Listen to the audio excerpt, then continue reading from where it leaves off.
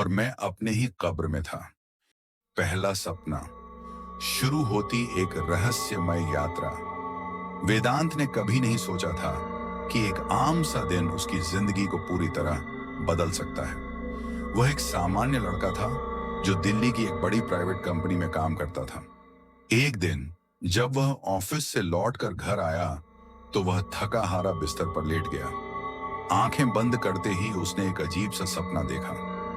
सपने में वह अंधेरे कमरे में था। चारों ओर बस काली रात और गहरी सन्नाटी थी। वह धीरे धीरे उठता है, लेकिन फिर अचानक उसके नीचे का फर्श खिसक जाता है और वह गिरता चला जाता है। वह जोर से चीखता है, लेकिन किसी का ध्यान नहीं जाता। उसका गला सूख चुका था, उसे सांस लेने में तकलीफ हो रही थी। तब उसने महसूस किया कि वह ताबूत में बंद था। चारों ओर ठंडी मिट्टी थी और उसका शरीर बुरी तरह से सिमट चुका था। उसने जोर से अपनी मुट्ठियां भींची, लेकिन वो जगह ऐसी थी जहां से बाहर निकलना असंभव था। सभी घबराए हुए वेदांत ने सोचने की कोशिश की कि यह क्या है, लेकिन जैसे ही उसने आंखें खोली, उसने पाया कि वह बिस्तर पर लेटा हुआ था। उसका शरीर पसीने से तरबतर था।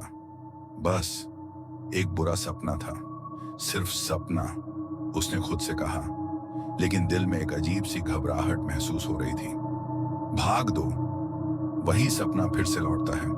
अब वेदांत को समझ में आ गया था कि यह सिर्फ एक सपना नहीं है। वह धीरे धीरे सोने से डरने लगा। रात को सोते समय उसे फिर वही सपना आता, उसी ताबूत में बंद होने का। अब यह सपने की तरह नहीं, बल्कि एक असली भय बन चुका था। उसका हर रात का डर बढ़ता ही जा रहा था। एक रात जब वेदांत गहरी नींद में था, उसकी आंखें अचानक खुली। उसे लगा जैसे किसी ने उसके गाल को हल्के से छुआ हो। उसकी दिल की धड़कन तेज हो गई। जब उसने इधर उधर देखा तो वह चौंका। कमरे में कोई नहीं था, लेकिन खिड़की से हवा का एक अजीब सा झोंका आया जो बहुत ठंडा था। तभी उसे लगा कि कमरे में कुछ हलचल हो रही है, जैसे कोई उसके पास बैठा हो। उसने एक बार फिर वही ताबूत वाली भावना महसूस की, और फिर उसने महसूस किया कि सांसें रुकने लगी, जैसे कोई उसके शरीर में चाकू घोंपने की कोशिश कर रहा हो। और वो चीखने की कोशिश करता है, लेकिन आवाज बाहर नहीं निकलती। भाग 3। आधी रात का सच। अब वेदांत को समझ आ चुका था कि यह कोई साधारण सपना नहीं था।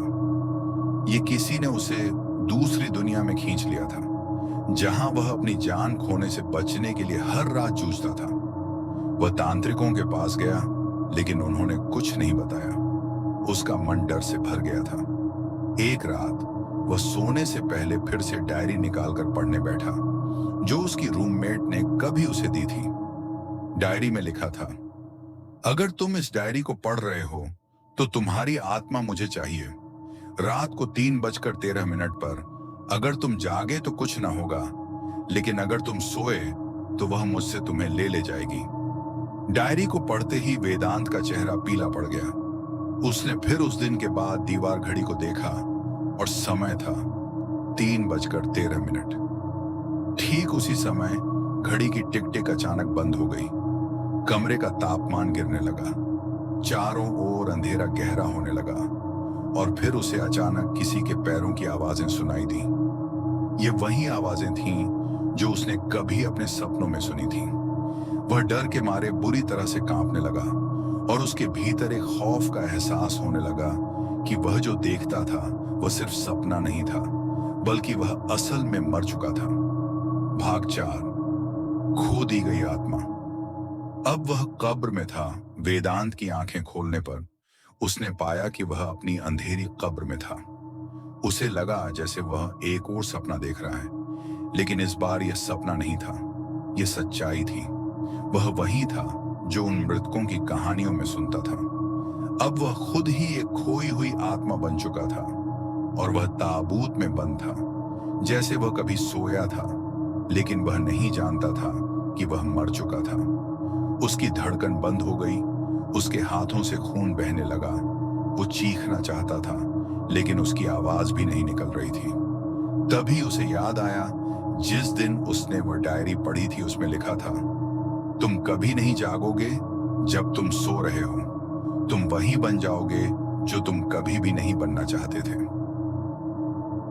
अब तो यही है आखिरी मोड़। पुलिस और उसकी दोस्त रिया ने उसकी तलाश की, लेकिन वेदांत का कोई भी निशान नहीं मिला। फिर एक दिन रिया को वह डायरी मिली और उसे समझ में आया कि वेदांत ने अपनी जान दी थी। रिया को भी वही खौफ महसूस हुआ जैसे वेदांत को हुआ था। वह डायरी पढ़ने के बाद उसने सोचा कि उसे भी वही हो सकता है, और वो रात को सपने में दिखने वाली परछाई उसे अपने ताबूत में खींच लाएगी। लेकिन रिया की नजरों से हमेशा कुछ बाहर था जो उसका पीछा कर रहा था। उसकी नींद भी कभी पूरी नहीं होती थी। आखिरी पन्ना जो रिया को मिला, अब तुम मेरी जगह हो, तुम भी अब अपनी कब्र में हो और मैं तुम्हारे साथ हमेशा रहूंगी। अगर आपने यह कहानी सुनी है तो एक बात याद रखिए, नींद खुली और मैं अपने ही कब्र में था।